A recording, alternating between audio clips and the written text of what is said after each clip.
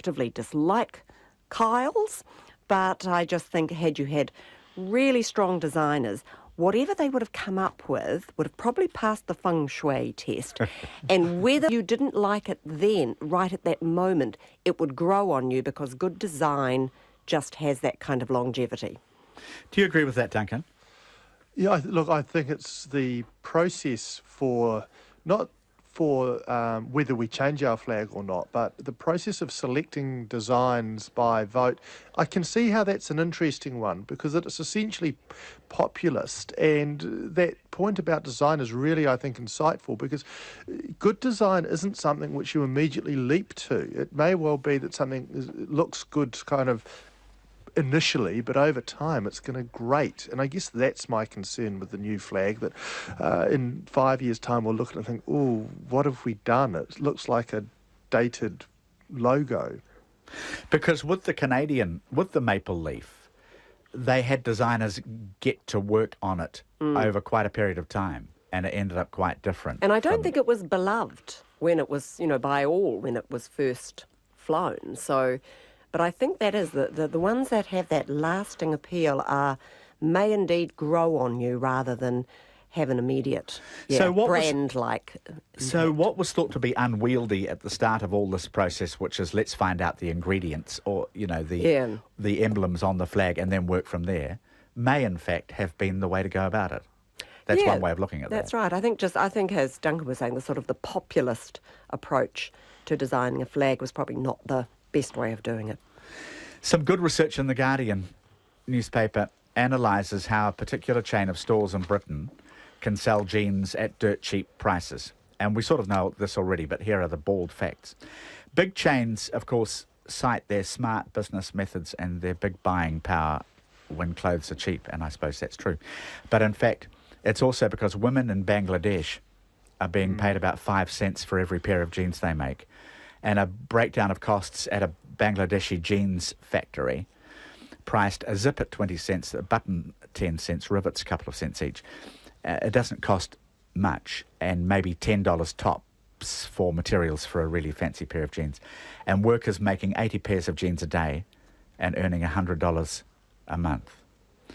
So my only question is really, morally, should we be asking for clothing companies to detail their supply chains? And Virginia, in terms of holding things in our head that are sometimes illogical, we seem to get exercised over certain types of injustice in the world and not really give much of a damn about I think this. actually the idea of that sort of following, be it you're labelling food in a way you can actually tell where it comes from, sometimes just putting the information, getting free, we don't value our public health system in terms of a hospital visit.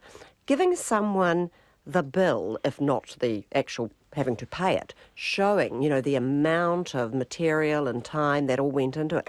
I think if you make people see a value to something, then you inform them along the way. I mean, look, we all love cheap clothes, but I find it astonishing. I mean, how do you possibly get a pair of jeans to a shelf for, what was it, £5, £6? I mean, that just seems extraordinary. So, knowledge is, not only power, it's information and understanding of other people's situations, I think.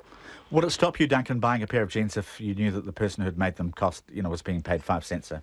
Yes, there's a fantastic movie on this. It's called True Cost, and it traces the way in which the fashion industry works, and in particular, it is particularly critical of this kind of fashion which is constantly moving, and whereby we have these cupboards full of clothes, or some people do, that aren't used anymore. And it's a devastating documentary on the absolute poverty, but not only that, also the lack of safety and working conditions. It's really worth a watch. I can't recommend it highly enough, and certainly it makes you think, I should be finding out where these clothes come from and making sure that the people who make them are being treated humanely.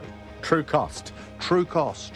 Duncan Webb on the panel with Virginia Larson today. Thank you both. Thank you. And thank you for listening, everybody. Checkpoint with John Campbell is on the way.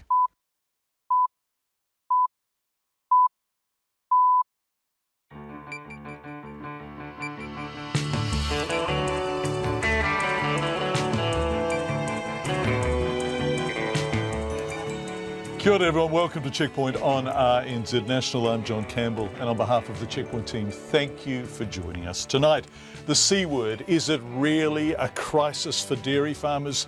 Should the companies selling water have to pay for it themselves? And do we value water enough? Tourism, the environment, and how New Zealand is seen abroad, plus the Navy Court-Martial, the RMA and plumbing. All of that and much more in the next 90 minutes. But first, here's Leilani Mamoisia with RNZ News. Kia ora, good evening. The Minister of Building and Housing is dismissing claims New Zealand is heading towards another leaky homes crisis because of defective plumbing fittings. Plumbing groups say there are no legally enforceable standards for pipes and fittings, and half of all new houses have plumbing that would fail performance tests in Australia. Industry groups have called for compulsory certification of plumbing supplies, as is done in Australia. Nick Smith says he's open to hearing evidence of deficiencies, but has found none up till now. My ministry has done inquiries where there has been complaints. Those have not found to be correct. If there is evidence that there are plumbing products that are of poor quality, that have risk of leaks, then I would invite those people with those concerns to make them plain to my ministry. And Nick Smith says the Australian system would not work in this country. A woman whose horse starved to death doesn't accept it was her fault and is fighting in the High Court to be allowed to keep dozens of other animals. Anne Power was convicted over the death of her horse, Pip, last year and banned from owning new animals for 8 years.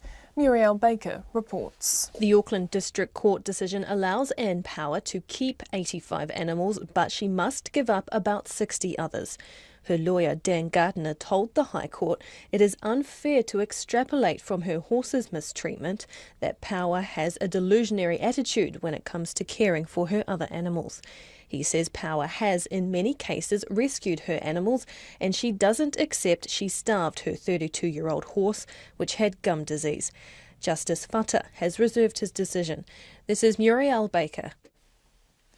The Conservation Minister Maggie Barry denies proposed new laws could prevent the Department of Conservation doing its job.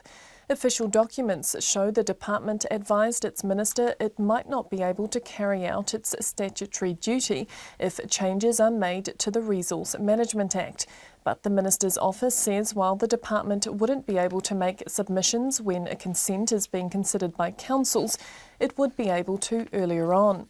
Ms Barry's office says it expects DOC to continue to work with neighbouring landowners, developers and councils, even without formal notification.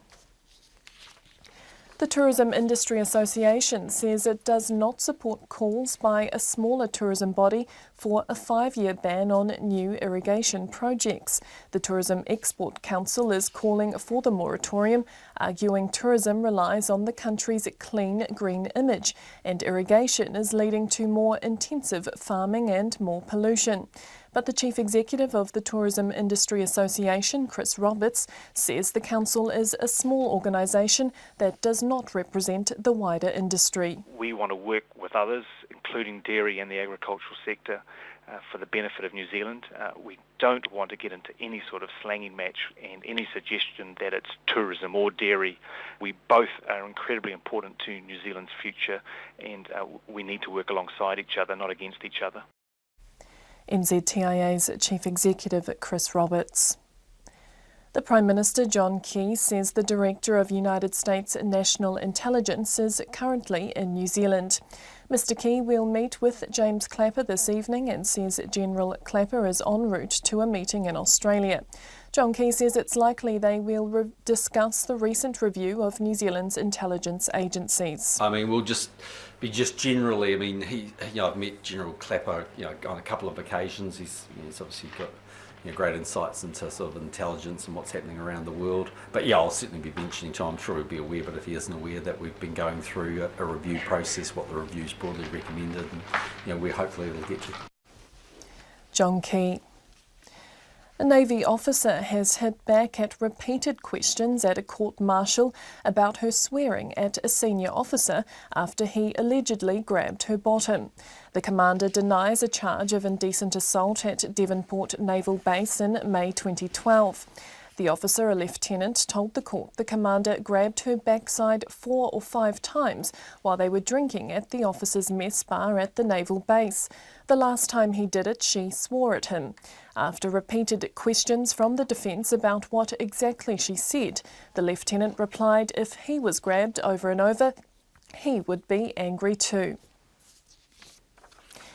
Into sport now, the All Blacks Sevens have closed the gap on Fiji at the top of the World Series Championship after a 19-14 win over South Africa in the final of the latest tournament in Canada.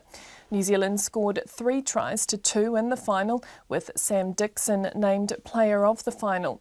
The result means New Zealand remain in 3rd place overall, but are just 2 points behind Fiji and 1 behind second-placed South Africa, with 4 rounds to play. The All Blacks Sevens coach, Sir Gordon Titchens, says to beat South Africa, who were in good form, is a big relief. They'd won all their games convincingly, which was a real concern. But sometimes you need some tough ones as well, and they only already had one tough one against Fiji. So, yeah, we adapted a game plan to play them, and it worked, and really pleasing to win the first tournament here in Canada. Sir Gordon Titchens. The next round is in Hong Kong in April. The world champion 49er sailors Blair Tuke and Peter Burling say there's no time for complacency in the lead-up to the Rio Olympics. The pair are part of the 5 crews that have been named to represent New Zealand at the Rio Olympic Sailing Regatta in August. While they've won the last 24 regattas since their silver medal at the London Olympics in 2012, Peter Burling says there's always room for improvement. That's been kind of one of the mottos of our campaign, really. It's just, keep improving, keep learning it, and keep getting better. And I think it's something that we'd really prefer to be going into the games in this situation, kind of leading from the front rather than trying to catch up late. Peter Burling. And that's the news.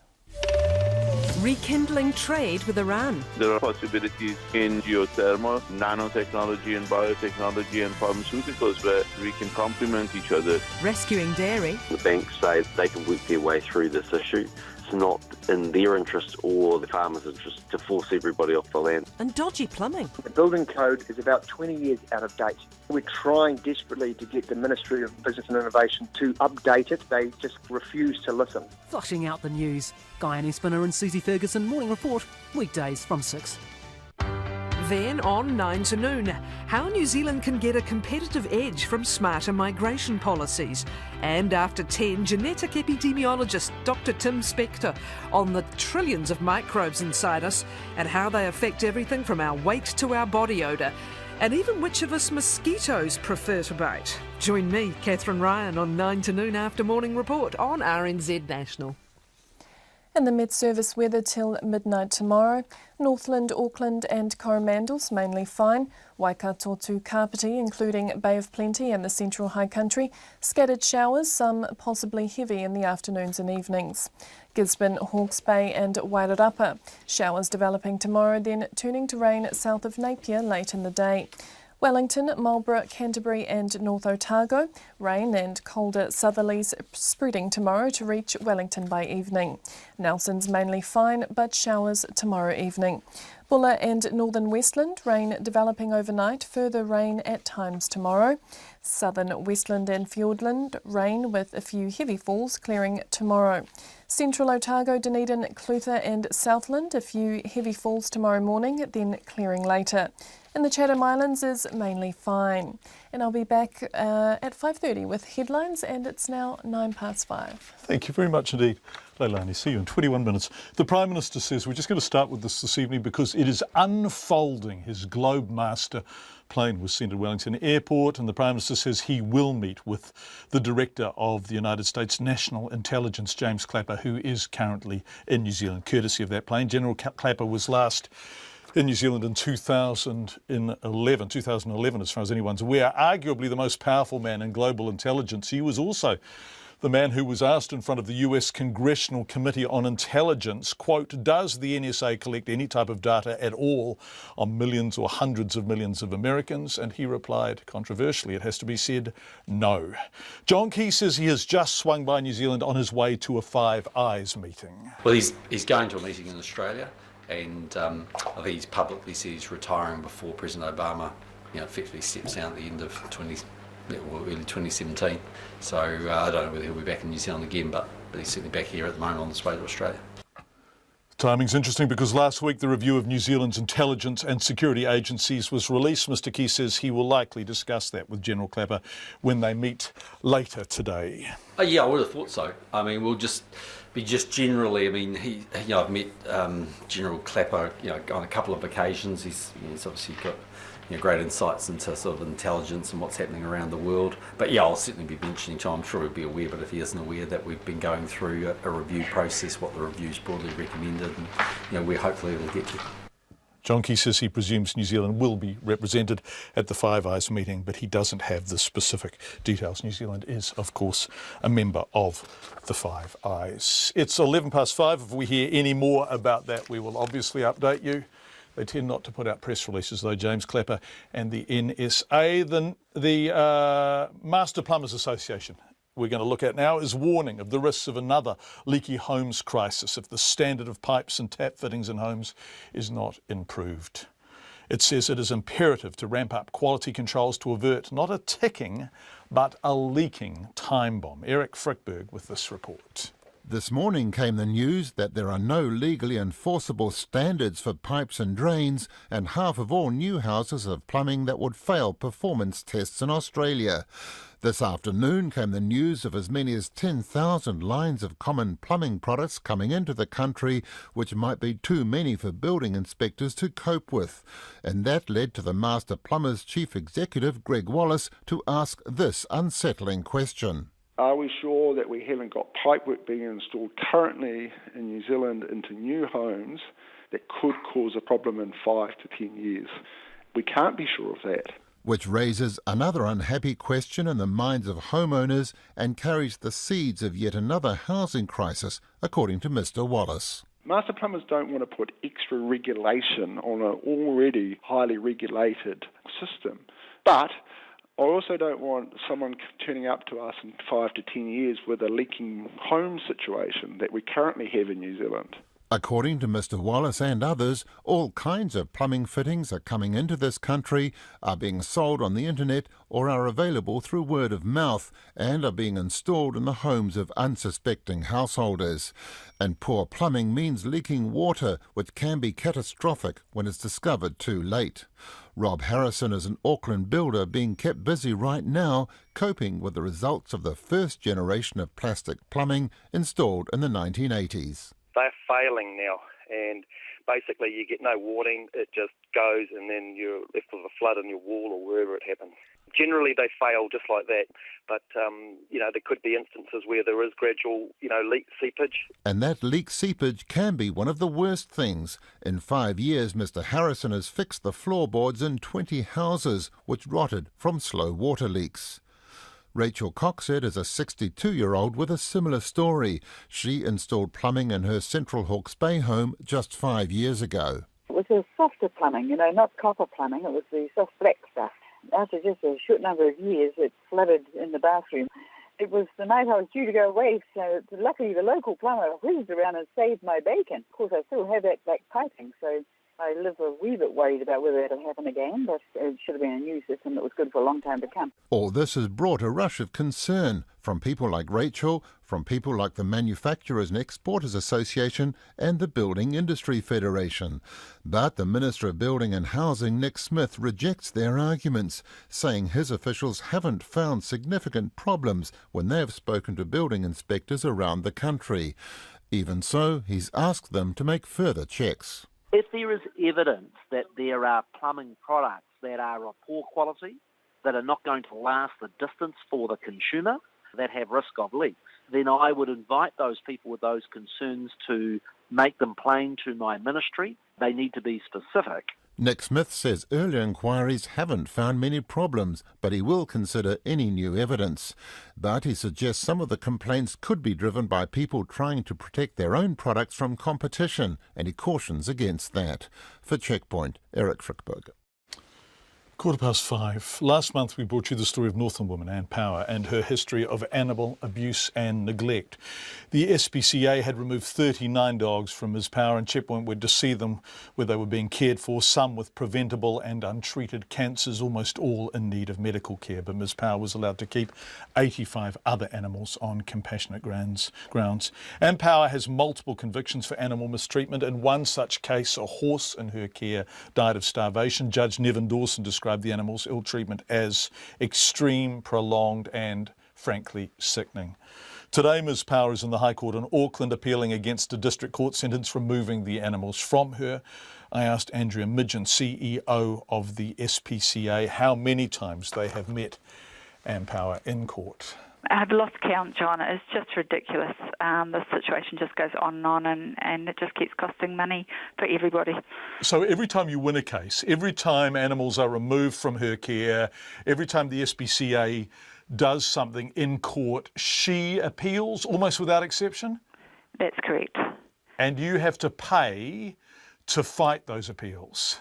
Yep, and well, even more importantly, I think the higher cost is to the animals. So we have 39 of her dogs in our care at the moment, and we can do nothing with them apart from, caring for them. We can't get them rehomed or whatever because we're in a state of execution at the moment. And you can imagine the cost of 30, 40 dogs every day is quite a lot. But again, we can't do anything about that until we actually get through this day of execution. So if dogs will have to be euthanized, for example, you're unable to do that. So you are caring for very sick dogs, and I met dogs with cancer that were in a bad state. You can't do anything with them until this appeal is heard and decided. It's absolutely correct. And so, of course, we are managing their pain as well as we can, but it's just not an ideal situation. And the fact that they can't talk and tell us, well, I've got an 8 out of 10 rather than a 2 out of 10 and give me some more, it's really heartbreaking for the team that are looking after them. At what stage does this become vexatious? At what stage does the SPCA want to say to Ann Power, stop appealing, stop caring for animals, actually just move on? We're past that point, John. She really needs to, but she's never going to. She loves animals and she just doesn't realise what it takes to care for them. We've had more issues since we took these dogs as well with other animals, so it goes on. What are those issues, Andrea? What other issues have you had? We've had issues with some sheep that needed to be shorn, so basically were falling over because they had too much wool on them. We've had another issue with a dog, a mum with some pups that was locked up in a tin shed with no ventilation, and the sort of temperatures we've had lately, just ridiculous. What have you done with them? Well, one of the sheep was dead, so obviously had to dispose of that in the right way. The other one we've served what we call a Section 130 notice on, and that says that she has to provide the proper care for these animals, which in this case means shearing them. When you say the sheep was dead, was it just lying on the ground? What sort of state was its body in? Was it decomposing? What had happened? Yeah, fly blown on the way to be decomposing. Just out in the paddock? Yep. With other animals? Mm-hmm. That's correct. And yet the courts are allowing, as it stands, Ann Power to still keep some animals. That's correct. And these matters would need to be brought forward to the court as we go through more cases with her. Andrea Midgen, who is the CEO of the SPCA. A court-martial has heard how a Navy officer swore at a senior officer after he allegedly grabbed her bottom a number of times. The commander has denied the charge of indecent assault in May 2012. at the Devonport Naval Base in Auckland. Sharon Brett-Kelly has been at the court-martial at the Naval Base and is beside me in the studio now. What's alleged to have happened, Sharon? John, there was a big dinner on one of the Navy ships amongst officers one night, and a group of them decided that they would carry on. So they went up to the hill of the base, of the naval base, and went to the bar at the officers' mess, and they continued, and they said it was a very jolly atmosphere and everyone was having a good time. But this officer said over a couple of hours during that night she was allegedly grabbed on the bottom a number of times, and she said it was the commander who grabbed her on the bottom.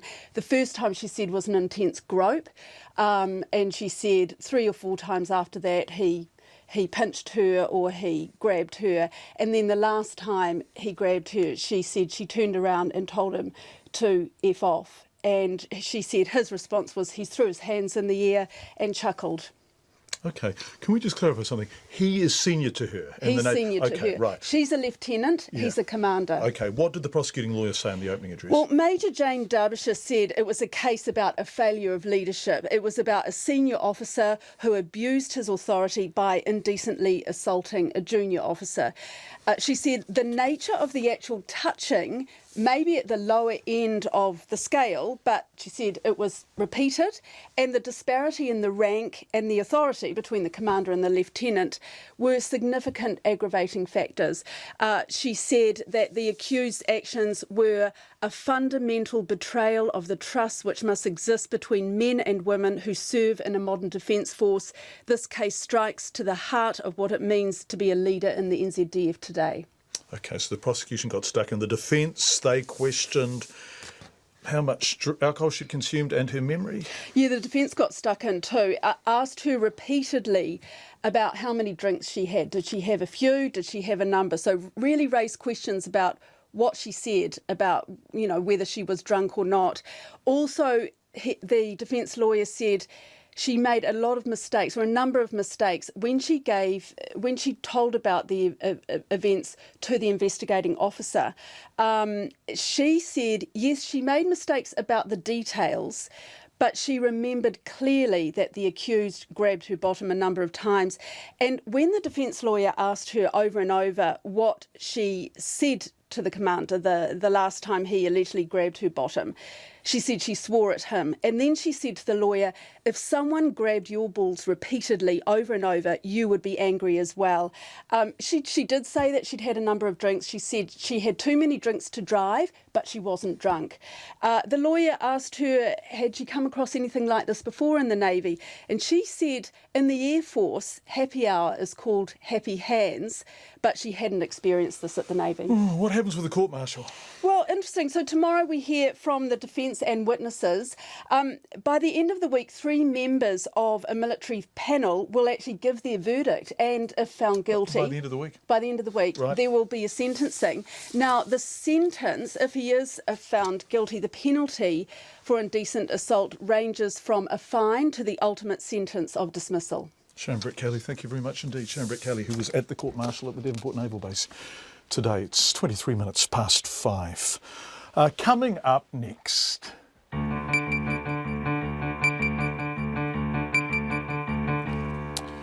A Hawke's Bay whānau wants to know how 65 taonga was stolen from a bank vault, and convicted mass killer Anders Breivik sues the Norwegian government for a breach of human rights. He believes it's inhumane to be kept in solitary confinement.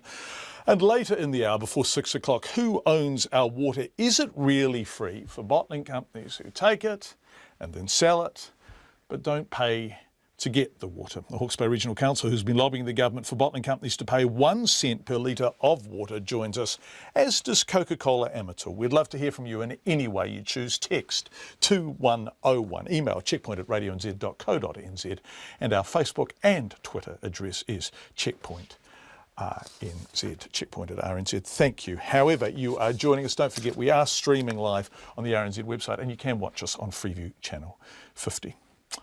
A Hawke's Bay whānau that says it had 65 taonga stolen while the items were supposedly safe in a bank vault wants answers. Ngāti Mihiroa, a hapu in the Hawke's Bay, have lodged an urgent claim with the Waitangi Tribunal to get an apology and their taonga returned or replaced. Te Mano Korahi reporter Shannon Haunui-Thompson has more. At the base of her ancestral mountain sits the whānau house of 83-year-old queer Lily Stone, who lives in the small Hawke's Bay community of Pakipaki. When Mrs. Stone's great-grandmother died in 1936, her estate, which included vast tracts of land and many ancient artefacts, was put into the care of the Minister of Māori Affairs, who selected trustees to oversee it. The ancient taonga included greenstone patu, mere, heitiki, whalebone taiaha, mats and korowai. Lily Stone's mother, Tahatera Tomlins, was custodian of the taonga. The last time she saw them was in 1964, when she and the then trustee went to the National Bank in Hastings and took an inventory. 6 years later, she went to get some of the taonga to display at a tangi. They went to the bank, they went and asked for the taongas. They came out with these bags, and my mother said, no, these are not the bags, They said they didn't have it. So they took what they had, what taongas were there. Mum and them took that and put it up, Then they went back to the bank. When it was discovered up to 50 of the taonga were missing, Mrs. Stone's mother filed a police complaint, wrote letters to the Minister of Police and hired a lawyer. She blames the trustee and died without ever really finding out what happened, although she did get one answer. The last thing they went to, there was a big hullabaloo. I remember Mum and them coming crying and everything, And the last thing they did, they heard of this clairvoyant. So they went to the clairvoyant, and the clairvoyant said, sorry lady, all overseas. The trustee at the time disputed the fact he took an inventory in 1964 and called Mrs. Stone's mother a liar. For Lily Stone and her family, the hunt for the taonga is also about restoring their mana. Yeah, I feel terrible. How many years now? I feel terrible. And I think the whole family feel mamai about this, my whole family. It's been generations. Yeah, been generations, yeah. Mrs. Stone's mukapuna and lawyer David Stone says the whānau aren't even sure the 14 taonga they still have are theirs. The Crown lost all of them save for the axe and one stone one. And the ones that we have today, there's an issue as to whether they're actually ours or not. Natty Tail was adamant that they're not, because these ones were chipped. The ones we have today are chipped, whereas the ones that we had were in perfect order and they had plaiting around the handles, whereas these ones had no plaiting.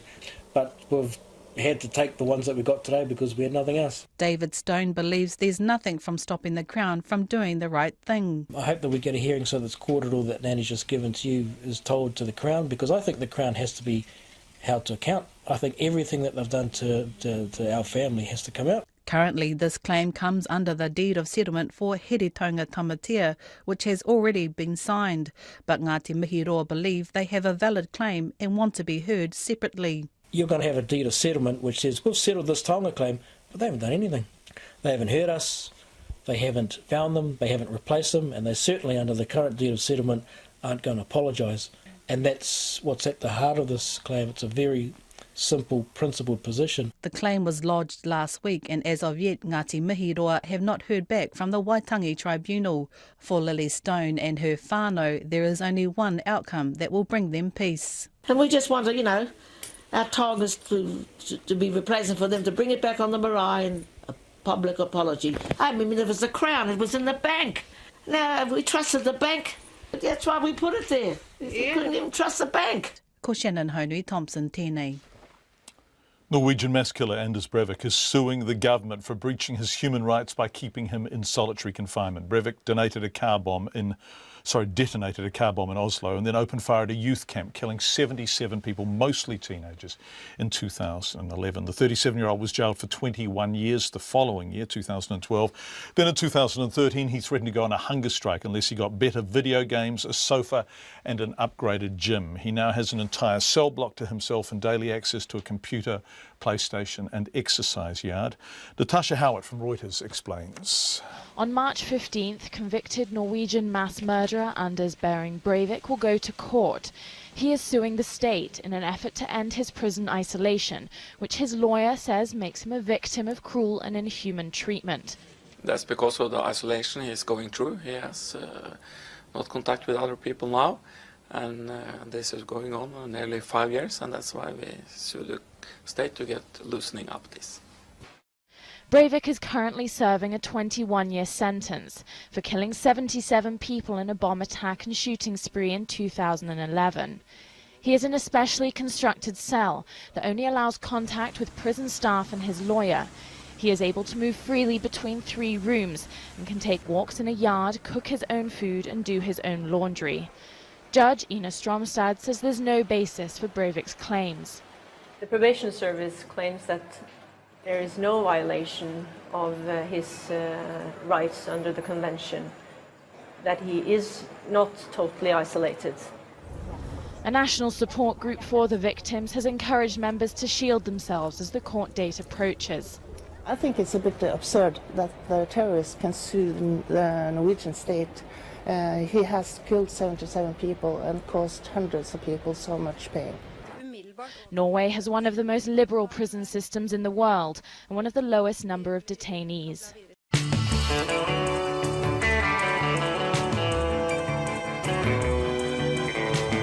5:30 on Checkpoint. Coming up, who owns our water? Coca-Cola Amatil is just one of the bottlers. We'll hear from them and a Hawke's Bay Regional Councillor who's been lobbying the government for bottling companies to pay just 1 cent per litre of water. Plus, is our dairy sector headed for a crash landing? Agriculture consultant Peter Fraser joins us. And how are Christchurch commuters coping with an inner city speed limit of 30k an hour? This has just been introduced. We asked them how it's going. Nona is sitting beside me to discuss business news. But first, here's Leilani with the RNZ News headlines. The Prime Minister is meeting with the Director of United States National Intelligence, who's currently in New Zealand. John Key will meet with General James Clapper this evening. Mr Key says it's likely they will discuss the recent review of New Zealand's intelligence agencies. General Clapper has stopped here en route to a meeting in Australia. The Minister of Building and Housing is dismissing claims New Zealand is heading towards another leaky homes crisis because of defective plumbing fittings. Plumbing groups say there are no legally enforceable standards for pipes and fittings, and half of all new houses would have plumbing that would fail performance tests in Australia. Nick Smith says he's open to hearing evidence of deficiencies but has found none up till now. A woman whose horse starved to death doesn't accept it was her fault and is battling it in the High Court to be allowed to keep dozens of other animals. Anne Power was ordered to give up 60 of her animals.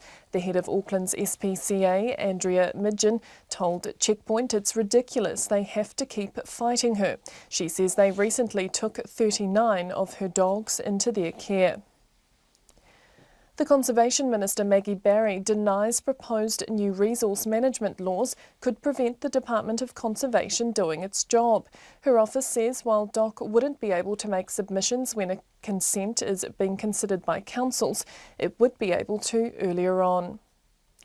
The treaty provision in the Trans-Pacific Partnership is being criticised as ambiguous and not strong enough to protect Māori interests. An urgent hearing into claims against the TPP is underway in the Waitangi Tribunal in Wellington. A Navy officer has hit back at repeated questions at a court-martial about her swearing at a senior officer after he allegedly grabbed her bottom. The commander denies a charge of indecent assault at Devonport Naval Base in May 2012. And it's 27 to 6. Thank you very much indeed, Leilani. Let's discuss business news now with Nona Peltier. Nona, it looks like the services sector is becoming more upbeat. I'm only saying that because it's written down in front of the... You provide me with some evidence.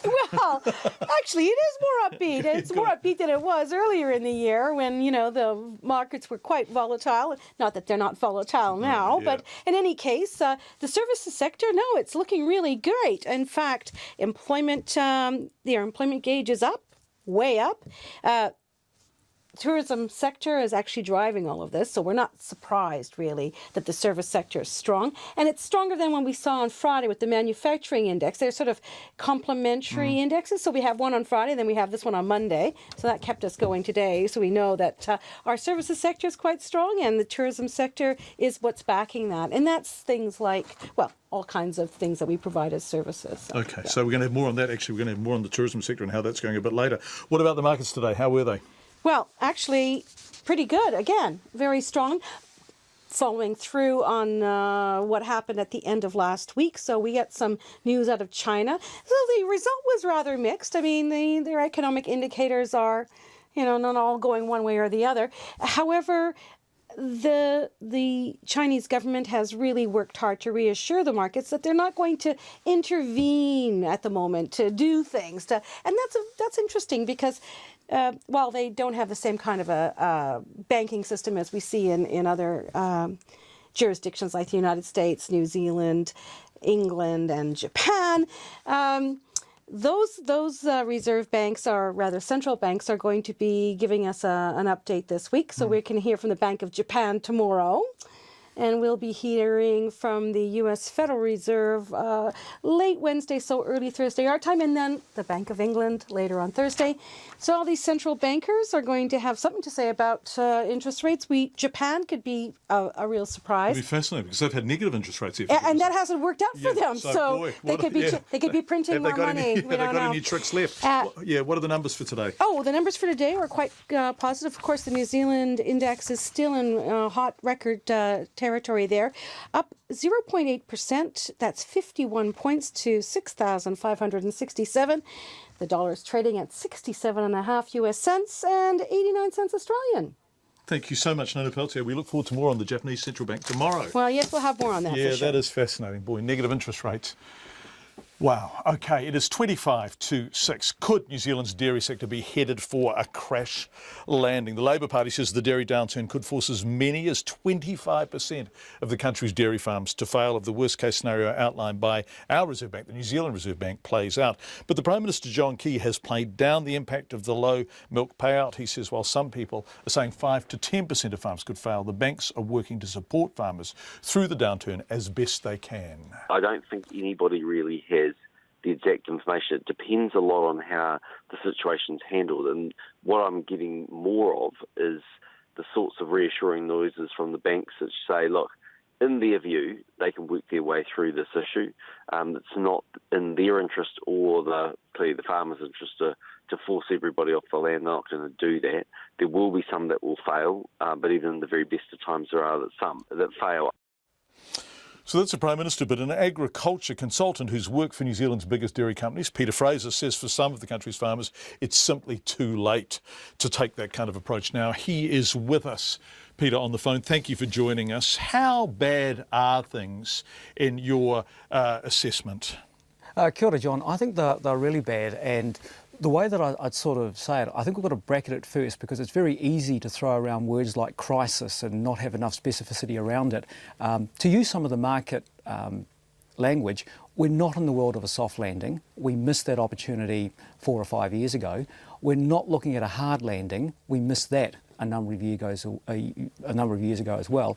We are looking at a crash landing, and the issue from this is really how many passengers actually get out. Okay, the Prime Peter, Minister can is I come in saying, there? How did we miss the soft landing and the hard landing? I think the key issue that we've always prided ourselves on, and I hear this with the comments from Minister Guy and from the Prime Minister about resilient New Zealand farmers. Look, New Zealand farmers are actually pretty damn good, and let's be really proud of that. The but in this conversation is they've let their cost structures get out of control.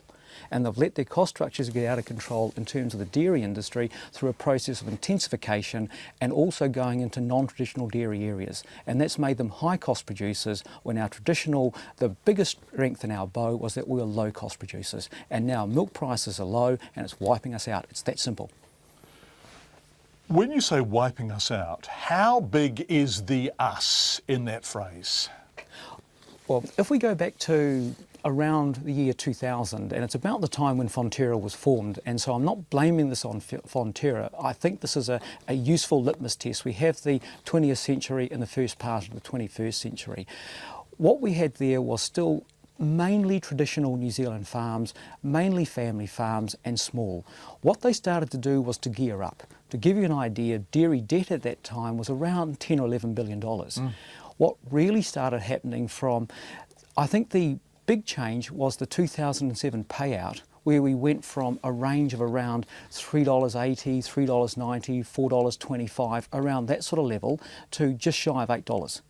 And then we had a couple of big ones after that, and that really led the charge down the intensification route. And that's what's lifted our cost structures. And conversion. So people were converting in areas which hadn't traditionally done dairy farming before. So all sorts of costs attached to the conversion. Land prices were going up, so they were borrowing heavily to do so, which leaves those farmers where now?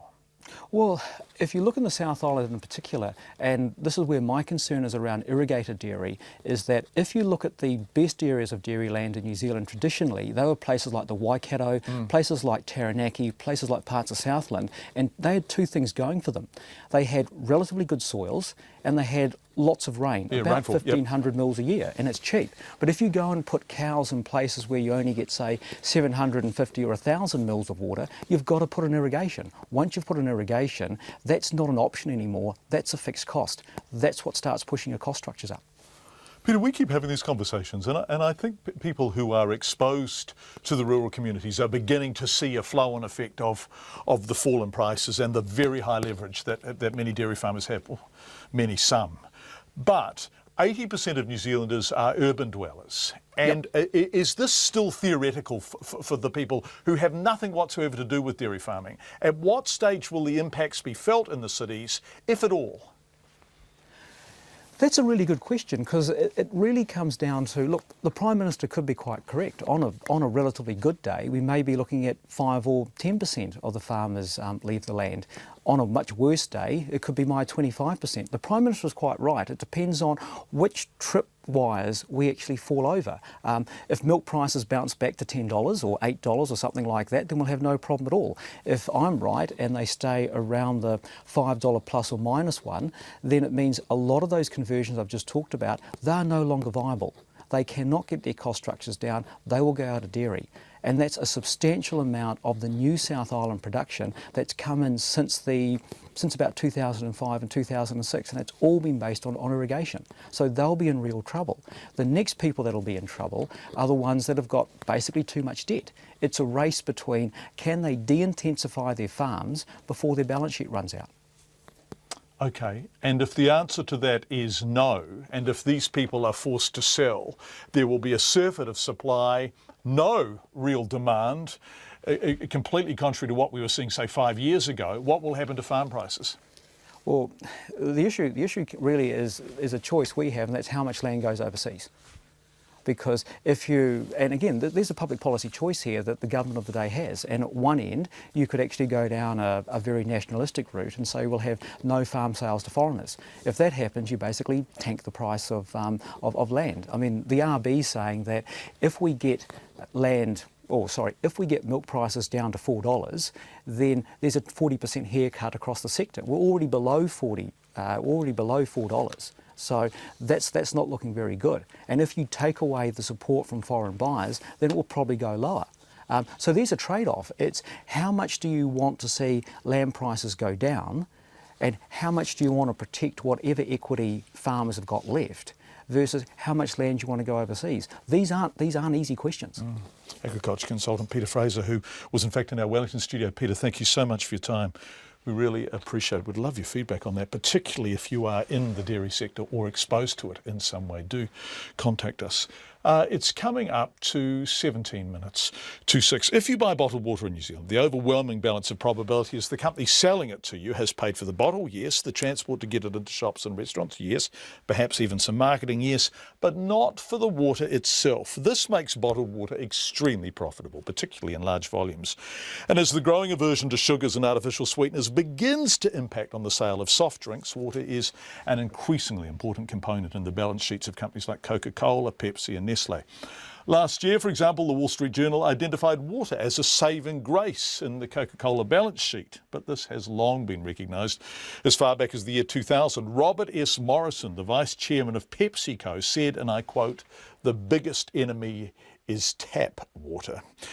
But yesterday, our colleagues on TVNZ's Q&A featured interviews with two politicians calling for the companies who sell water to be charged for it. So what do the companies themselves think of that? Well, we didn't think they'd talk to us, but in fact, Neil Walker is the Corporate Affairs Manager for Coca-Cola Amatil and joins us on the phone now. Neil, welcome to Checkpoint. It's nice to talk to you.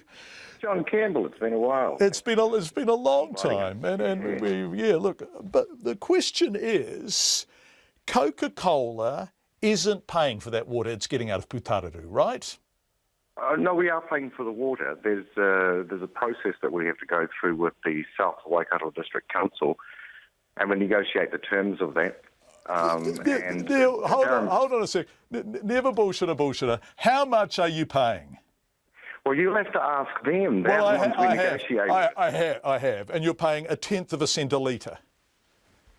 Yeah, it's somewhere around there, but it's still a cost. But do you know how much? Come on. It's such a nominal in cost, you should be slightly embarrassed about mentioning it, shouldn't you? Let's look. You're selling not you, Countdown, which is cheap, relatively cheap, cheaper than the dairy, is selling a 750ml bottle of pump for $2.50. If you're paying 1/10 of a cent a litre for that water, that is a markup on the raw ingredient of somewhere in excess of 250,000%. Yeah, if there are no other costs added in. Right. But there are always other costs. You know, there are transportation costs. There's the bottling costs. There's the cost of, you know, we have some employees that work for us in Putaruru, where the water comes from. So all those things are kind of important as well. Okay, so what does it cost you to get a bottle of pump into Countdown? If they're selling it for $2.50, some of that's GST, some of that's their markup. What's it costing you to put it in there? Well, do you know how much water is available to various bottling plants around the country?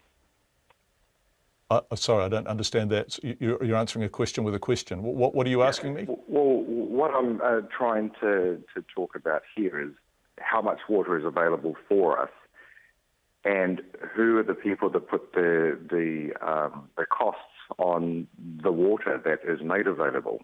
Okay, the question is, Coca-Cola is an extremely profitable company. It's an extremely big company. Why? And a very, very cool company. Yeah, okay, yeah. So why should you get this crucial, key, profitable resource for 1/10 of a cent a litre? Well, it's part of business, isn't it? We negotiate with the South Waikato District Council. They determine what they think they can sell it for, and that's where we go to from there. We don't just decide, we're not going to pay very much at all. We decide that we want to go in negotiations, and we talk about it and the best way to go about it, and we provide employment for the town, and we also provide some of this water that we use. It's subsidising people in the Putaruru township. At least a third of those people get their water subsidised, so they pay very little for it. So it's a business transaction. It's not just black and white. It's this cost, and how come you can pay this much? So would you be prepared to pay more for it, say $0.01 a litre? Would Coca-Cola Amatil still be in the water bottling business if you were charged $0.01 a litre for it? Oh, I'd love to be able to answer that question. There are people a lot higher up than I who make those kinds of decisions. Everything's a negotiation at the end of the day, isn't it? So if they came to us and they put a proposal to us that they wanted to increase it by such and such, then that's the negotiation. Okay. Would you mind, if we would say call you back in the next couple of days, would you mind asking the people who make those kind of financial decisions whether they'd be prepared to pay $0.01 a litre? Because I think that's material, because in a way that's all that the proponents of some charge are suggesting you have to pay. It's still not very much on something that is being sold for $2.50 for 750 mils.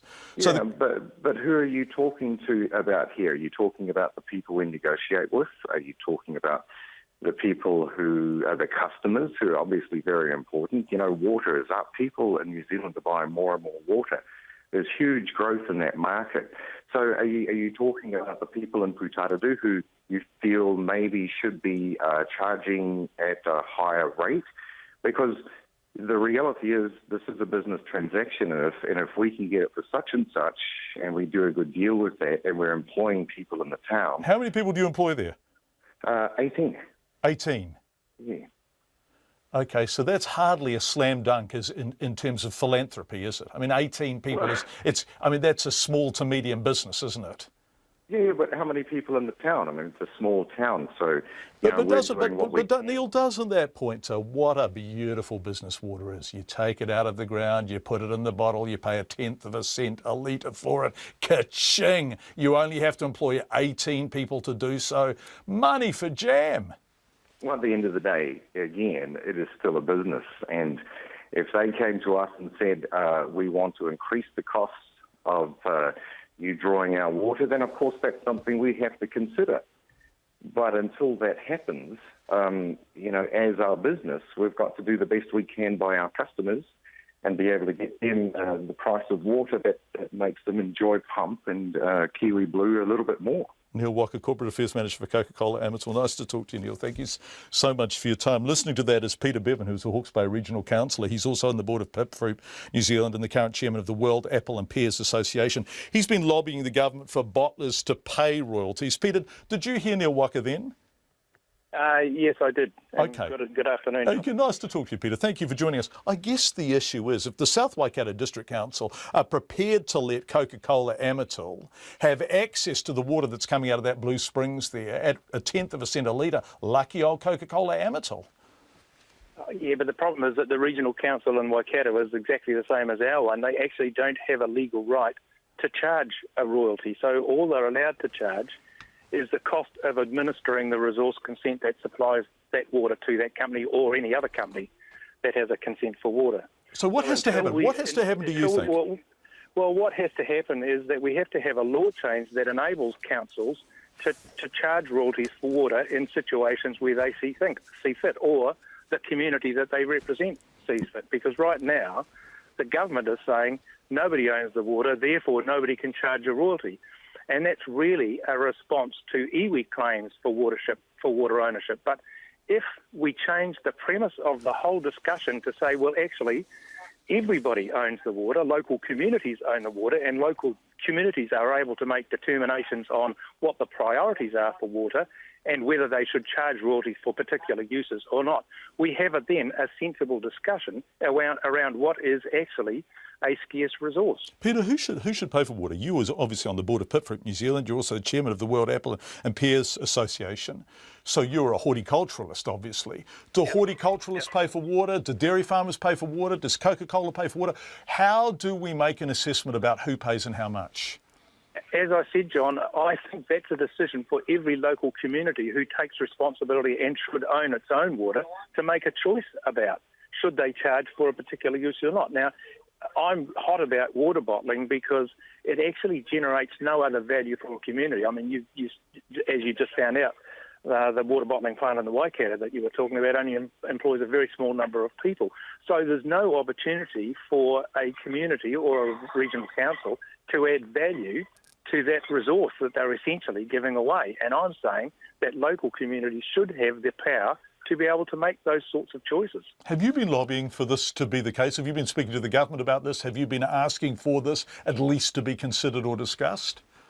Yes, the Hawke's Bay Regional Council at my instigation began a conversation with the government some months ago, and the response of the government is exactly as I said. Nobody owns the water. We don't want to talk about this because it's got filed into the too hard basket because of iwi claims for ownership of water. So the government's response is nobody owns the water, but that's a really bad position to start this discussion, and I'm trying to get people to think a little bit differently about how we need to approach the subject. Okay. Do you have any chance realistically of that happening, Peter, do you think, in the current context? Oh, I think we've got every chance over time because people will come to realise that they're giving away a resource which could raise serious amounts of money. In the case of the regional council area that I represent, which is Hawke's Bay, there are 4 million cubic metres of consents for water bottling that have been issued, and at just 1 cent per litre, that would raise $40 million for the people of Hawke's Bay to use for environmental enhancements and other purposes. Why would you turn your back on the opportunity to add value to that resource in such a way? And that's just your region, the Hawke's Bay? That's just our region. There's 9 in our region, but countrywide there are 76 resource consents being issued for water bottling. This is a serious issue. Peter Bevan, Hawke's Bay Regional Councillor and horticulturalist. Thanks so much for joining us, Peter. We really appreciate your time. We'd love your feedback on this. It's a fascinating issue. How do you think it's managed in the context of what Peter was talking about? Who pays and how much should they pay? Text us 2101 or email checkpoint@radionz.co.nz. It's time now for sport with Matt Chatterton. Matt, the All Blacks Sevens team won the Vancouver leg of the World Series just today, right? Just this afternoon? Yes. So this has just happened in the afternoon, which is a good bounce back after last week they were at the Las Vegas Sevens and were knocked out in the quarterfinals by the team they actually beat today in the final, South Africa. So it was good to sort of vindicate, I suppose, that result. So now they are sitting in third. Well, they actually are still sitting in third in the World Series league with 4 rounds to play. They are 2 points behind Fiji, who are the defending champions and current leaders of the World Series, and 1 point behind South Africa. Gosh, it's tight, isn't it? It is very tight. Yeah. The next one's in Hong Kong, so I think they're coming back here first. So they've got a few weeks to prepare and then head over to Hong Kong. We haven't got much time, and I just want to ask you this because it's an obsession of mine, because I'd love to see rugby take off in the US. How is that US Sevens team going, having had that wonderful win over the All Blacks? The All Black Sevens team. Where are they? They were playing in today's, I think, they played against Samoa today because New Zealand beat Samoa in the quarterfinal, and then I think USA lost to Australia. So that was a joyful aberration, but they haven't maintained those high standards. Not quite. Okay. But it was a good outing from the All Black Sevens. One concern: Regan Ware has a fractured thumb, so I'm not too sure how long his time frame is out of the game. But they'll be keeping a close eye on that. He's a talent, that kid, isn't he? He is. Okay. Earlier today, you were at an Olympic announcement. Another group of athletes have been confirmed for Rio, man. Yes, a group of sailors. There have been 5 teams confirmed for the Rio Olympics in August. They are Joe Allais and Polly Powery. They are the women's 470 crew. We have Peter Burling and Blair Tuke. Now, obviously, they are the world champions that have won 24 regattas on the trot, so they are quite a machine. Alexandra Maloney and Molly Meach, the women's 49 FX team. Paul Snow Hansen and Daniel Wilcox are the men's 470 team. And then Gemma Jones and Jason Saunders, they're the NACRA 17 mixed. That's a new event at the Olympics, along with the women's 49 FX. So quite exciting. I actually caught up with Blair Tuke and Peter Burling earlier today. I asked them who their biggest competition is going to be for Rio, and this is what Blair Tuke had to say. RG boys are good, but they'll actually be down here training with us. So it's guys that we do a little bit of training outside of regattas with. So there are other countries that have been on the podium before. So British guys, the Australian guys who won gold in Weymouth, they're there and still going really well. So there's a handful of people. The Austrians, there are a lot of people that can be on the podium and win. So you can't really concentrate on them. You just got to concentrate on us and getting better, which we know we can do. Looking at the Rio course, there's been a little bit of controversy, I suppose you'd say, around it and the state of the water over there. What was your guys' take on it and the practice you've had over there? Yeah, Blair and myself have obviously spent a fair bit of time in Rio now, getting used to the water and how tricky the venue is to sail, and also the on-land stuff. And it's something for us, although the water's not the nicest to sail in, it doesn't actually affect the racing, and it's something that there's still the normal things that win you a yacht race will win you a yacht race in Rio. And it's a really tricky place to sail. I'm not sure how many people have seen the landscape of Rio, but there's a lot of hills around, and it's kind of pretty similar under the water. So the tide's very changeable and very tricky to read. And I think it's something that is proving quite beneficial to spend a bit of time there and get used to it and get used to what you're going to have to deal with come the games. Also, the Zika virus, is that, guys, any of a concern to you guys at all? Not really. We've got there's guys from the NZOC here today, and they've put out stuff straight away when that came out. So no, that's something that the sailing team sort of medical team will deal with over the next few months, and with NZOC. So that's we just concentrate on the sailing. Finally, guys, I suppose you've been training with both flags for your sailboats. Any preference on which one you like? I think preferences are already out there, to be honest. But it's pretty cool to get them both up there and see how they fly, and it's something that it's been pretty cool to be out training with them in the Gulf the last couple of days. There's no difference between the two? There's difference between all the sails, so we'd be happy to race with either one, and we've had a good few days testing now, and it's just it's not something we wanted to get dragged into the politics of it. It's just another thing that added, when the referendum was out there, it's another thing that's added to our sort of planning, and being in a position where we're happy to use either one of them, whatever the country decides is where we want to get to. So yeah, that's what it's all about. So that was Blair Tuke and Peter Burling there. So, they're talking on the upcoming Rio Olympics. I should add that they actually won silver at the London Olympics back in 2012. Joe Alley and Polly Parry won gold. Yeah. So, they're two front runners for medals. It's a formidably strong team. Yes, indeed. Boy, that's a good sailing team. They are indeed. Okay, and there will actually be more sailors selected in May as well. So this is the first group of sailors. And then there'll also be some more Olympic announcements later this week as well on Friday. Okay, very quickly, in about 50 seconds, review the weekend sport. Warriors. Unfortunately, they went down to the Brisbane Broncos on Friday night in Brisbane, but there is a slight silver lining. They're playing their first home game at in Mount Smart this weekend on Sunday against Melbourne Storm. That's normally quite a good battle between Melbourne Storm and New Zealand Warriors. We've had some good matches against them in the past, so expect that to be another good one.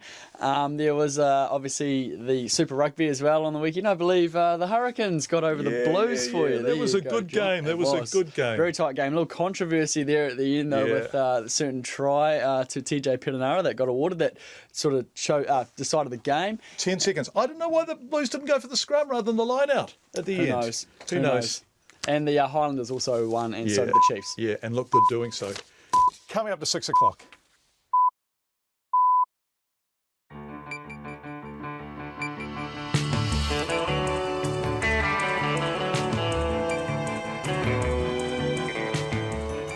Kia ora everyone, you are with Checkpoint on RNZ National. I'm John Campbell. However you are joining us, thank you for doing so. Coming up in the next 30 minutes, the value of water from the lucrative business of bottling it to calls for a 5-year ban on new irrigation. Do we value water enough in this country?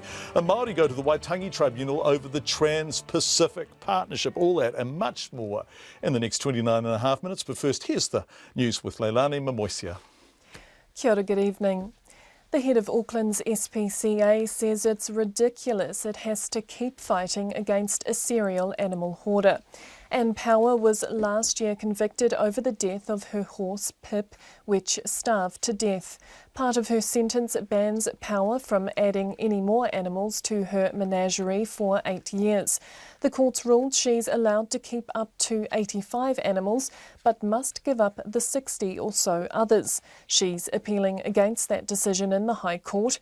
Auckland's SPCA's Chief Executive, Andrea Midgen, says they recently took 39 of Anne Power's dogs into their care. It's just ridiculous. The situation just goes on and it just keeps costing money for everybody. She loves animals and she just doesn't realise what it takes to care for them. We've had more issues since we took these dogs as well with other animals, so it goes on. Andrea Midgen from Auckland's SPCA. The Minister of Building and Housing is dismissing claims New Zealand is heading towards another leaky homes type crisis caused by defective plumbing fittings. Plumbing groups say there are no legally enforceable standards for pipes and fittings, and half of all new houses have plumbing that would fail performance tests in Australia. The industry groups say there should be compulsory certification of plumbing supplies, as in Australia. Nick Smith says his ministry has made inquiries after some complaints, but found no evidence of major problems. The treaty provision in the Trans-Pacific Partnership is being criticised as ambiguous and not strong enough to protect Māori interests. An urgent hearing into claims against the TPPA is underway in the Waitangi Tribunal in Wellington. Claimants say Māori consultation was not up to scratch and the sovereignty of Māori will be undermined by the trade deal. The tribunal is seeking to determine whether the treaty clause in the agreement effectively protects Māori interests. An expert witness for claimants, Auckland University law professor Jane Kelsey, says the clause is not fit for purpose. Not only is it not defined, there is no clear comparator. More favourable than what? And it's a real problem if you don't have a comparator, because you invite all sorts of creative interpretations. Jane Kelsey says those interpretations can work in the favour of investors challenging the state. A man appeared in the Manukau District Court this afternoon charged with importing $1.5 million worth of methamphetamine stuffed inside baby carriers. The 20-year-old Latvian man was arrested at Auckland Airport on Saturday night after flying in from Dubai. Customs officers found 1.5 kilograms of meth hidden inside several baby carriers and boxes of neckties. The Customs Investigations Manager, Maurice O'Brien, says the arrest is an example of the multi-layered approach to border enforcement. Huge crowds are taking part in protests in cities across Brazil to demand the resignation of the president, Dilma Rousseff. In Sao Paulo alone, police say well over 1 million people were on the streets. The BBC's Julia Carneiro reports. In cities across the country, protesters carried banners calling for the impeachment of President Dilma Rousseff and for an end to corruption. Brazil is facing its worst recession in decades and a deepening political crisis, triggered by a massive corruption scandal involving kickbacks for public contracts. The scale of the demonstrations add more pressure on President Rousseff and may leave her even more isolated as she faces impeachment proceedings. Julia Carneiro in Sao Paulo. The police are bringing in larger handcuffs to use on plus-sized criminals. The new cuffs will replace the existing smaller ones and will be issued to recruits mid-year. Sergeant Graham Gubb says it's another tool in the officers' kits. I believe that most police officers will have found someone in their career that they just couldn't put handcuffs on because they were just too big. The handcuffs are an essential tactical option that provides a level of safety for our staff and the public, and so when we're arresting people, everybody is kept protected by proper application of good equipment. Graham Gubb says the cuffs will also be able to be tightened to fit people with slimmer wrists, and the police won't need any new training or keys to use them. Into sports now, the All Blacks Sevens side has recovered from a poor performance at last week's Las Vegas tournament with a win at the Vancouver leg of the World Series. New Zealand beat South Africa in today's final 19-14. The result means New Zealand remain in third place overall, but are just 2 points behind Fiji and 1 behind second-placed South Africa with 4 rounds to play. The All Blacks Sevens coach Sir Gordon Tietjens says he was pleased his side was able to bounce back so quickly after being upstaged by South Africa in the Las Vegas quarterfinal last week. We turned that around and to make it our third, cup victory in the World Series this year, and it's put us up in the points, so pretty happy with that. Sir Gordon Tietjens. The next round is in Hong Kong in April. The New Zealand cricketer Nathan McCullum doesn't believe spin will be all dominating in the World 2020 tournament, which starts in India on Wednesday morning when the Black Caps play the host nation in Nagpur. The Black Caps have 3 spinners in their squad, McCullum, Ish Sodhi and Mitchell Santner. But McCullum, who's a veteran on the international T20 scene, having played 61 internationals stretching back to 2007, says while spinners will play a large role, they may not be the determining factor. The Chief Executive of the NZTIA, Chris Roberts, says the tourism export. It's the news, and that's the news. Tonight on Nights, Vladimir Potulkov on the trail of defrosting mammoths and what they can tell us about when humans reached the northern edge of Siberia. We have a window on the brave new world of genetic engineering, and Mark aptly discusses the brave new world of modern communications and the merging of your phone, computer and television into one device. Hell, we'll even throw in a radio for free. On Nights with me, Brian Crump, after the news at 7 on RNZ National. And the Met Service weather till midnight tomorrow. Northland, Auckland and Coromandel mainly fine. Waikato to Kapiti, including Bay of Plenty and the Central High Country, scattered showers, some possibly heavy in the afternoon and evenings. Gisborne, Hawke's Bay and Wairarapa, showers developing tomorrow, then turning to rain south of Napier late in the day. Wellington, Marlborough, Canterbury and North Otago, rain and colder southerlies spreading tomorrow to reach Wellington by evening. Nelson mainly fine but showers tomorrow evening. Buller and northern Westland rain developing overnight, further rain at times tomorrow. Southern Westland and Fiordland rain with a few heavy falls, clearing tomorrow. Central Otago, Dunedin, Clutha and Southland a few heavy falls tomorrow morning, then clearing later. And the Chatham Islands is mainly fine. And it's 6:08. Thank you very much indeed, Leilani. The tourism industry is at loggerheads over calls by one group for a 5-year ban on new irrigation projects. The Tourism Export Council is calling for the moratorium, arguing that tourism relies on the country's clean, green image and irrigation is leading to more intensive farming and more pollution. Here's our Deputy Political Editor, Chris Bramwell. The Chief Executive of the NZTIA, Chris Roberts, says the Tourism Export Council is a small organisation that does not represent the wider tourism industry. Well, the Export Council represents inbound tour operators and they have chosen to take this particularly strong stance. We don't think that's helpful. We want to work with others, including dairy and the agricultural sector, for the benefit of New Zealand. We don't want to get into any sort of slanging match and any suggestion that it's tourism or dairy. Chris Roberts says both tourism and dairy are incredibly important to New Zealand's future, and the two sectors need to work alongside each other, not against each other. Singling anyone out and saying that they're our biggest environmental concern is not helpful. We should all be looking after our environment and recognising that most New Zealanders are very keen to do so. Last week, the government announced $1.6 million in funding for 3 schemes under the Irrigation Acceleration Fund. But Labour's environment spokesperson David Parker says the government should not be subsidising them. We have to take a breath in New Zealand and get water quality under control and also get our head around the landscape effects of some of these irrigation schemes.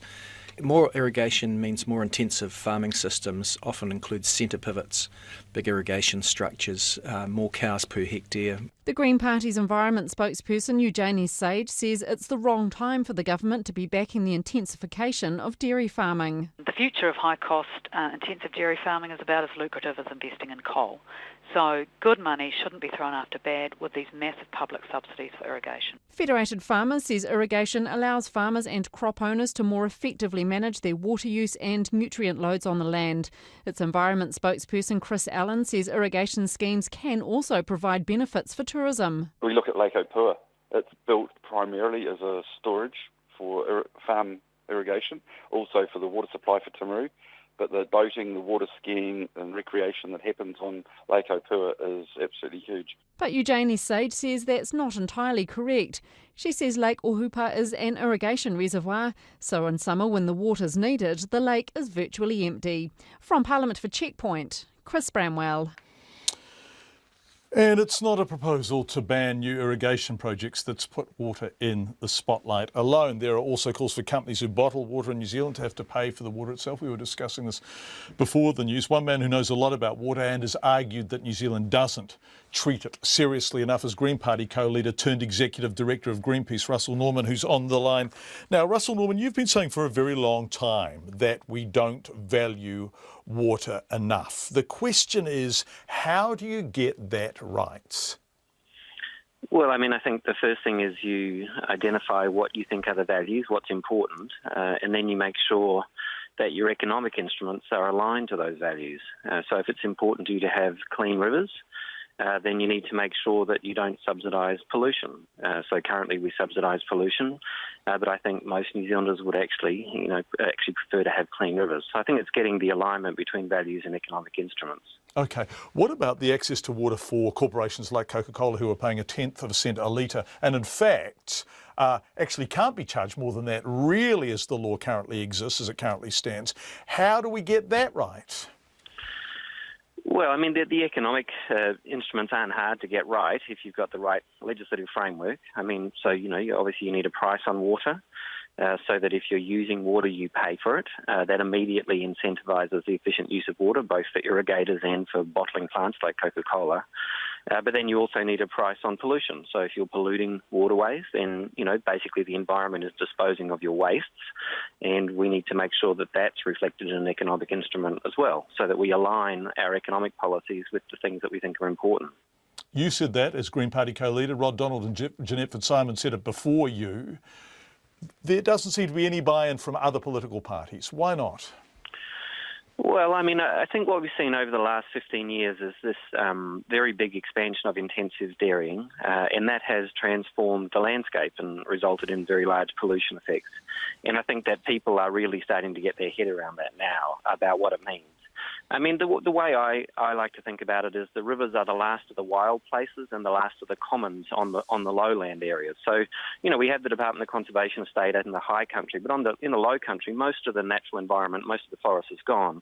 But the last wild places are often the rivers, where you can go and still see wild animals, and, you know, it's out of our control. And often it's the last place that's held in common. Everybody can go to a river and be there. So I think, you know, New Zealanders are starting to get their head around how valuable that is. And if we lose that we lose something that's really critical to our identity. And so I'm starting to put pressure on government and political parties to change their direction. Russell Norman, Greenpeace New Zealand Executive Director, thank you so much for your time, Russell. Lots and lots of feedback coming in on this. Rebottled water, it should be illegal to sell any bottled water in New Zealand. Households are metered, says another person in charge for water use. Double standard, says Anne. I don't think that's the case throughout New Zealand, certainly the case here in Auckland, and I think in other places too where you pay to use water. Water is not free in New Zealand. Ask anyone who has a water meter. They are not charged a fixed fee for reticulation, but for the water they use. Surely Coke is also using water for their fizzy drinks. Us, Anna Black. Yes, indeed, that is the case. I live in Auckland and pay between $60 and $200 per month on water, far from a free resource for the average family. $2.50 for a 750ml bottle of water, $1.25 for 1.5 litres of Coke. A shame Neil couldn't explain the difference. Lots of feedback coming in on water. Sell water to these large users. Money equals 50% to DOC for conservation and 50% to regional and local councils for infrastructure development, says Gary.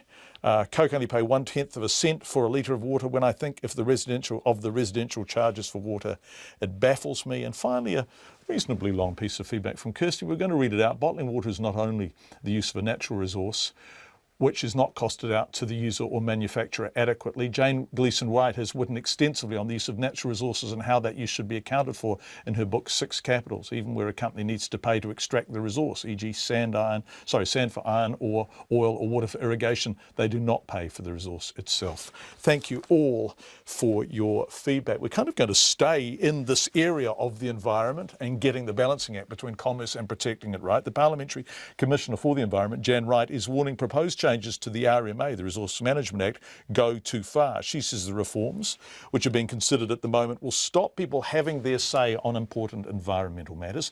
The Dunedin City Council has also come out strongly against the changes, saying they would lump it with large unjustified bills. Submissions had to be lodged today, and the Dunedin Council debated its submission this afternoon. Our Otago reporter Ian Telfer was there. Few parts of the government's changes got the tick from the Dunedin Council today. The council's resource management manager, Alan Worthington, began by questioning the bill's very premise. It's called the Resource Legislation Amendment Bill, and that's because there's some legislation other than the RMA, and I suspect if they hadn't included that, it would have been a follow-on from the previous changes to the RMA, and they make reference to simplifying and streamlining. But that's not the case, and I sort of wonder in some ways if it really is streamlining it too much. Alan Worthington told councillors there are some good parts, but most of it would just add extra costs for the council and reduce the public's right to be part of resource management decisions. The council's in-house lawyer, Carolyn Canton, warned that, for instance, the changes would mean the council would have to pay up to $50,000 on top of market value to acquire houses for public works. She said another part might mean the council had to buy land it put hazard notices on, about things like landslip risks. But they said the most serious problems were the way it would shut out the public from submitting on development plans and make them bring expert witnesses to hearings. The committee's chair, a former Labour Environment Minister, David Benson-Pope, says as the deadline for submissions has approached and people have realised the implications of the bill, opposition's been mounting. It's unusual to hear staff, as you did today, talking about one of our in-house lawyers talking about the reduction of people's rights to be involved in the process and the removal of a lot of elements that guarantee natural justice. And that should be the overwhelming concern. Councillor Kate Wilson asked if the government's previous streamlining changes had worked. But has there been any assessment of the previous changes to the RMA and whether that's actually worked? Because this government is one that likes to have evidence-based changes. And I'm just wondering, before we go into another tranche of changes, whether there's been any review of the success of the last lot. Alan Worthington told councillors he's not aware of any review, though he said there are 2 yearly reviews of the resource consenting process. Councillors seem sceptical about the bill, unanimously adopting a submission supporting 4 areas but opposing at least 12. In Dunedin for Checkpoint, Ian Telfer.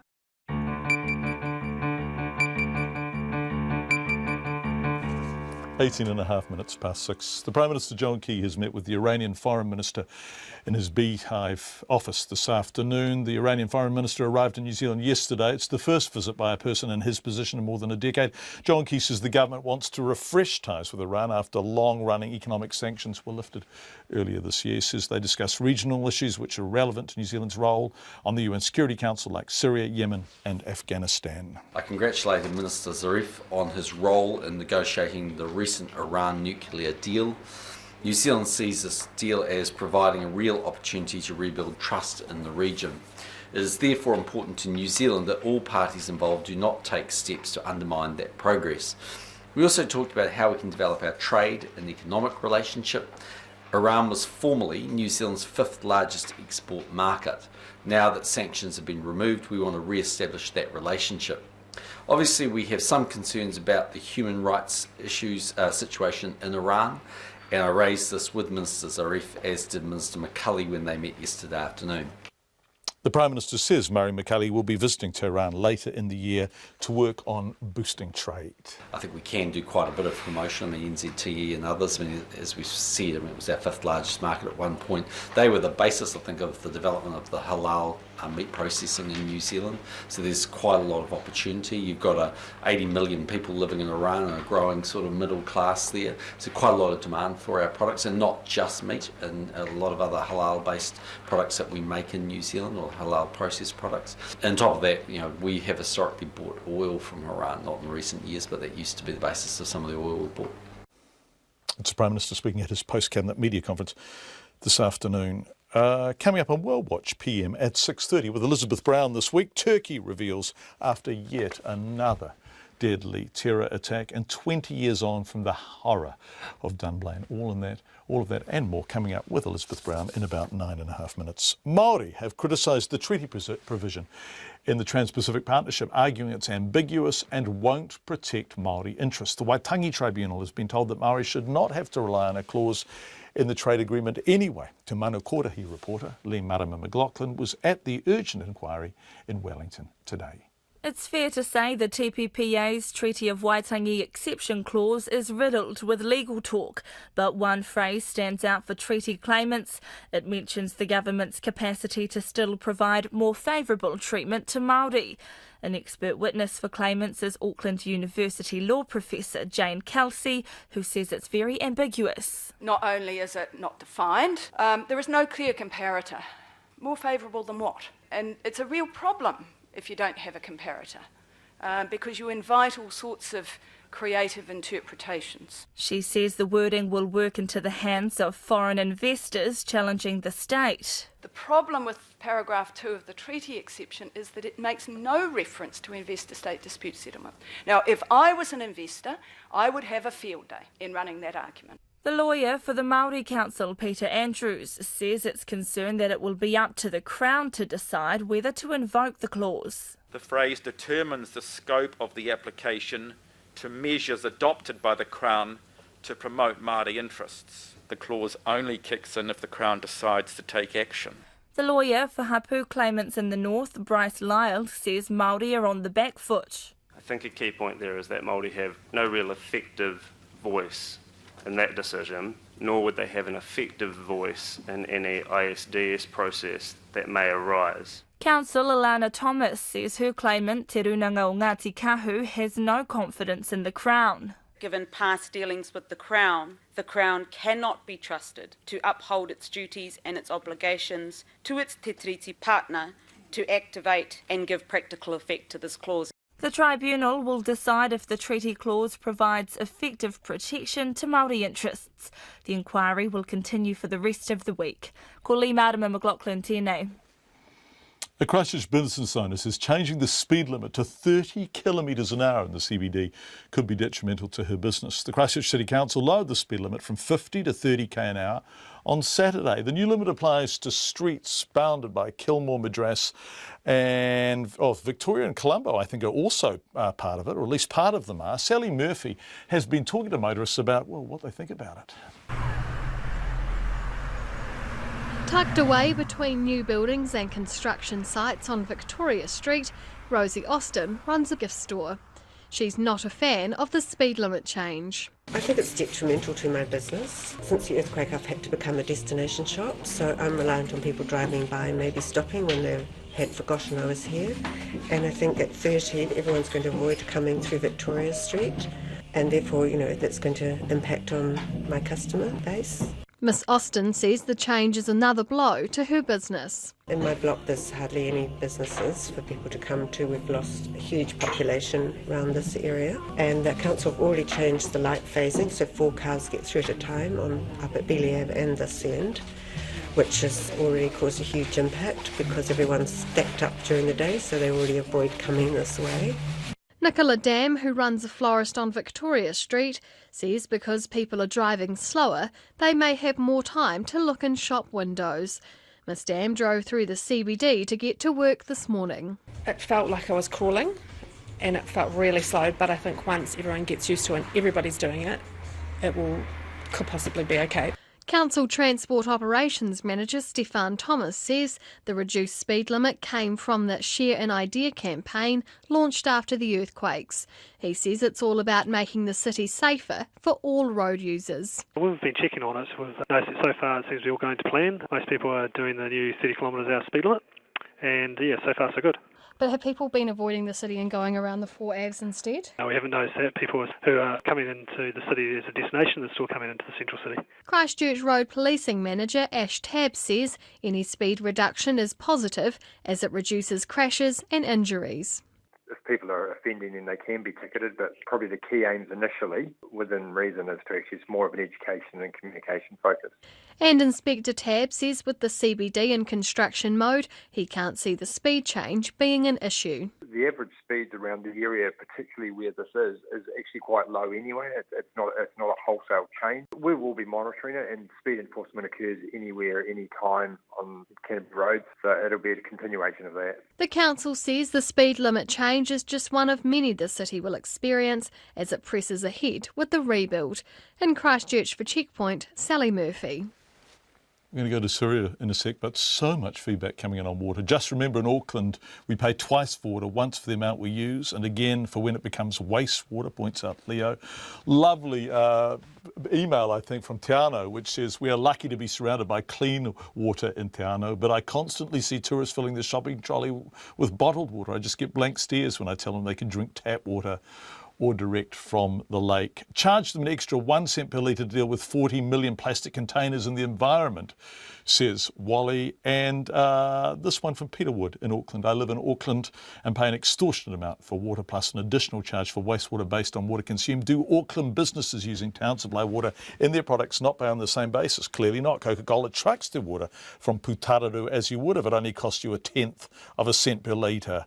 Note that their other liquid products contain a high percentage of the very same cheap raw material. How come? Their water has no owner and therefore cannot be charged for, yet my water presumably has an owner because it is charged for. It's a really good question. How is it that some water is owned and a charge can be attached and other water isn't, Peter? And we will get an answer for you. Not directly, because there's only 3 minutes to go in the program, but in the course of time. Oh, right. This is a lovely story from Manarabi from Reuters. 5 years since the start of the Syrian conflict, a new generation. There's nothing lovely about the Syrian conflict, but this is beautifully told. A new generation of refugees is being born into the Zatari camp, where up to 80 Syrian babies are brought into the world each week. Isn't that extraordinary? 80 a week in that one camp. This is a story from our colleague Manarabi at Reuters. Syrian baby girl Siwar, born March 7th, but not in Syria, in a dimly lit operating room at the Zatari refugee camp for Syrians in Jordan.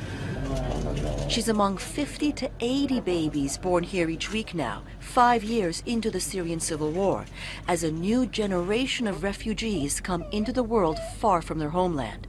Siwar's mother, Rimas. I have no one in the camp. My neighbor came with me today. Some 85,000 Syrians live at the camp. So many, Zaatari is now Jordan's fourth largest city.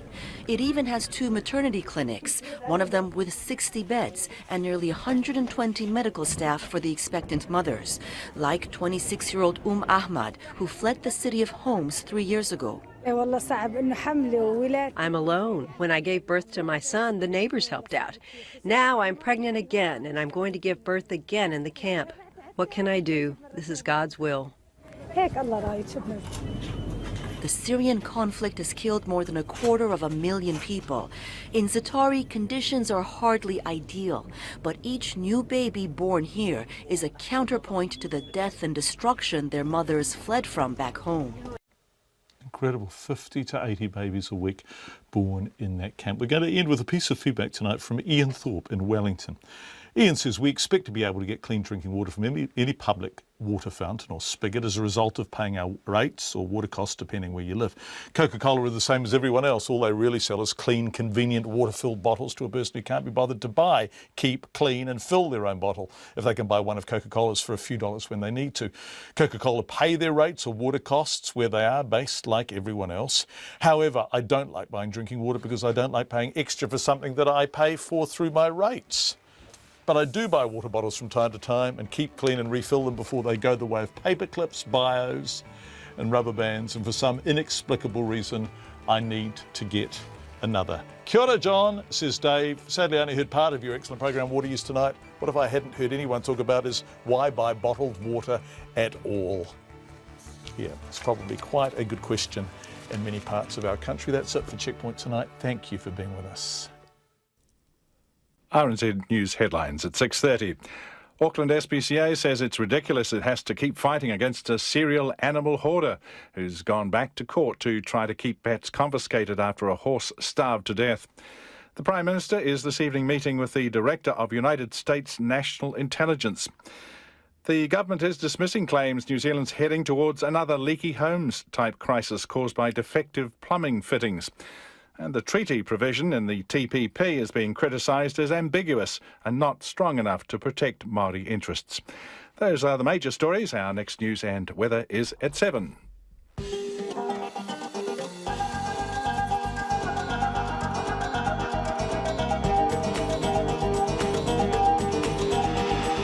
Welcome to World Watch PM. I'm Elizabeth Brown. Tonight, Turkey reels after the latest in a wave of attacks, 20 years on from the